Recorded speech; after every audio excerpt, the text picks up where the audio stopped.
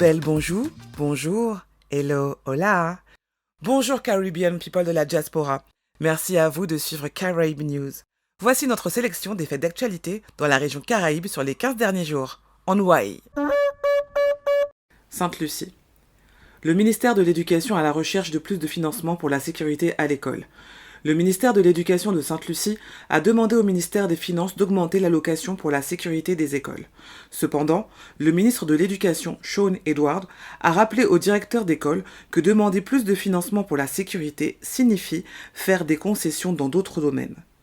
Il a par ailleurs condamné l'indiscipline des élèves dans l'enceinte des établissements scolaires, mais aussi lorsqu'ils rentrent chez eux. Le ministre a également souligné la nécessité de fournir un soutien psychosocial aux élèves en raison de la situation familiale difficile dans laquelle beaucoup d'entre eux se trouvent. Il a déclaré que bien qu'ils travaillent avec les élèves, ils n'hésiteront pas à faire appliquer la loi lorsque les enfants transgressent les règles de manière inacceptable. Le ministre a également exprimé sa préoccupation pour la sécurité des enseignants et des directeurs d'école. Trinité et Tobago. Une marée noire menace les plages paradisiaques. Trinité et Tobago envisagent de déclarer l'état d'urgence national en raison d'une importante marée noire sur la côte sud-ouest de l'île. La fuite, causée par le renversement d'un navire, a touché certaines des plus belles plages de l'île. Le navire appelé Gulfstream a chaviré mercredi dernier au large du parc éco-industriel de Cove et aucun appel d'urgence n'a été passé. Cet incident survient à quelques jours seulement des célébrations du carnaval de Trinité et Tobago, crucial pour l'économie de l'île. Les carnavaliers locaux sont en général aux alentours de 250 000 à 300 000 personnes, quand les touristes, eux, sont estimés à un peu moins de 40 000. Le gouvernement pourrait qualifier l'accident de catastrophe de niveau 3, le plus élevé. Actuellement, la fuite est classée niveau 2. Martinique. Le carnaval de Martinique, marqueur essentiel de l'identité du peuple. Le carnaval de Martinique est une tradition ancienne et vivace.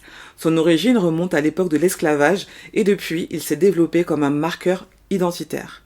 Le carnaval est un moment de liberté, de satire sociale et politique, symbolisé par la confection et la destruction de l'effigie de Vaval, le roi du carnaval.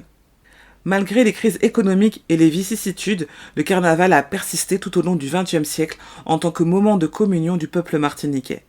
Le défilé de rue appelé Vidé est caractérisé par l'improvisation, la liberté de ton et de comportement et une débauche de couleurs et de sonorités.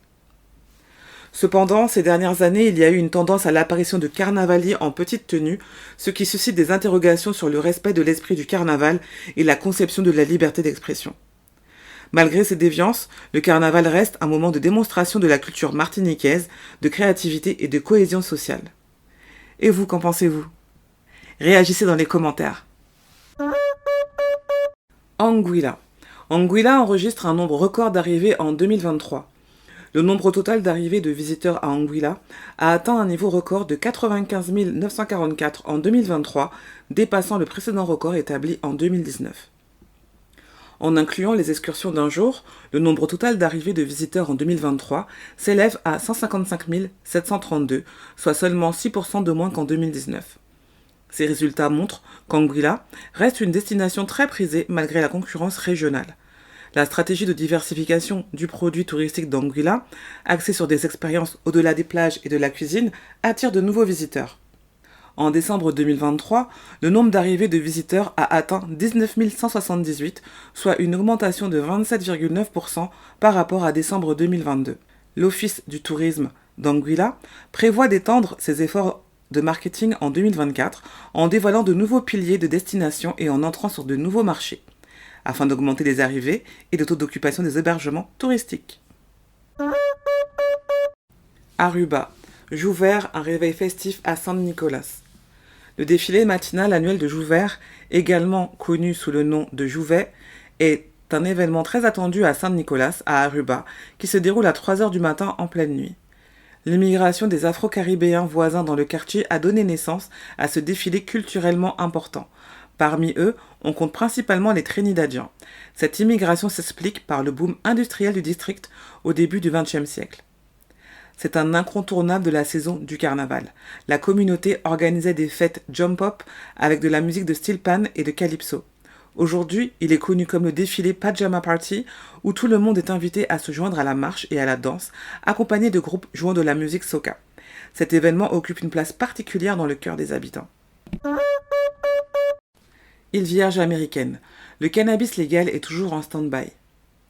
Le Cannabis Advisory Board a publié un projet de règles et de réglementation pour la loi sur le cannabis légal aux îles Vierges, dont la mise en œuvre pourrait prendre encore au moins 10 mois. La Cannabis Use Act, signée en janvier 2023, vise à légaliser l'usage récréatif, médical et sacramentel du cannabis et à prévoir une auto-expulsion de certaines condamnations liées au cannabis. Cependant, tant que les règles ne seront pas en place, les habitants des îles Vierges risquent toujours d'être arrêtés et poursuivis pour des activités liées au cannabis et le gouvernement manque des millions de dollars de recettes fiscales potentielles. Le cannabis non réglementé reste largement disponible sur le territoire.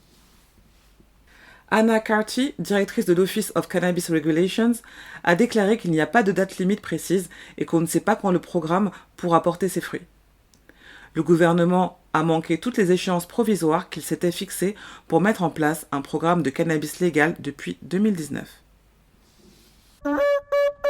Retrouvez le lien vers le média source de chaque information mentionnée ici dans la description de cette vidéo.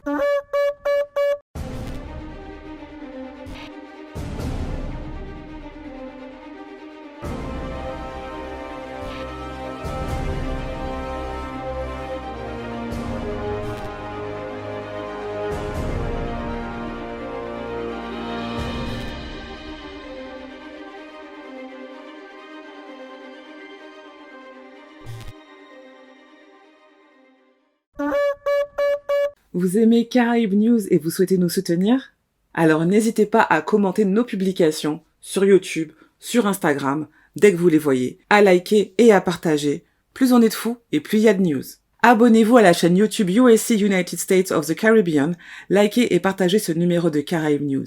Et si vous le pouvez, vous pouvez aussi nous soutenir via notre page Buy Me a Coffee. Le lien est dans la description. Suivez-nous aussi sur Instagram, @USC5_. Sur ce, je vous dis à dans d'autres soleils.